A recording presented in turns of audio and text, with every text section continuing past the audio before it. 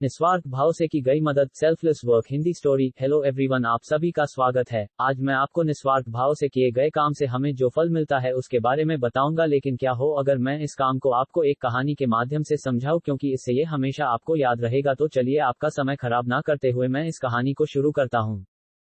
मछली का एक व्यापारी नदी के किनारे ही अपने खूबसूरत घर में रहा करता था। उसके दो प्यारे से बच्चे थे। ये परिवार प्यार से अपनी मस्ती में रहा करता था और बच्चे नदी की खूबसूरती का भरपूर मजा लिया करते थे। एक दिन व्यापारी ने सोचा कि मेरी नावें ज्यादा ही पुरानी दिखाई देती है, क्यों ना इनके ऊपर रंग रोगन करा लिया जाए और इनकी कुछ मरम्मत भी करा दी जाए ताकि इनकी सुंदरता भी बढ़ जाए। अगले दिन सबसे पहले उसने एक पेंटर को बुलाया और अपनी दो नावें उसको बता दी। पेंटर ने भी समय खराब ना करते हुए जल्दी से जल्दी अपना काम शुरू कर दिया। शाम होते होते जब बच्चे घर नहीं आए तो उनकी मां की व्याकुलता काफी बढ़ चुकी थी और व्यापारी पिता के भी पसीने छूट रहे थे। उसने भी समय खराब ना करते हुए उनको ढूंढने की कोशिश शुरू कर दी और वो अपनी व्यक्तिगत नाव को लेकर नदी की तरह चल पड़ा। लेकिन कुछ दूर उसको एक नाव आती दिखी तो उसने राहत की सांस ली। जैसे ही नजदीक आए तो व्यापारी ने उनको गले से लगा लिया। अब बच्चे उनकी मां के पास चले गए ताकि उनको भी तसल्ली मिल सके। जब व्यापारी पेंटर के पास गया तो उसको बोला कि अब तक काम पूरा नहीं हुआ। पेंटर ने कुछ देर में अपना काम खत्म कर दिया। अब व्यापारी उसको पूछता है कि आपकी मजदूरी कितनी हुई। पेंटर ने जवाब दिया कि 500 रुपये। लेकिन व्यापारी जब सभी के सामने ये घोषणा करता है कि तुम्हारा काम 1 लाख रुपये का है और उसके हाथ में 1 लाख रुपये थमा दिए। लेकिन पेंटर ने पूछा कि बताओ तो सही, आखिर किस बात का इनाम आप मुझे दे रहे हो? मैं तो एक मामूली पेंटर हूँ। तो व्यापारी जवाब देता है कि तुम मेरे बच्चों के जीवन रक्षक हो, क्योंकि जब मैंने तुम्हें नावें दिखाई थी तो उनमें से एक नाव में एक छेद था जिसको तुमने निस्वार्थ भाव से भर दिया, जबकि देखा जाए तो वो आपका काम है ही नहीं।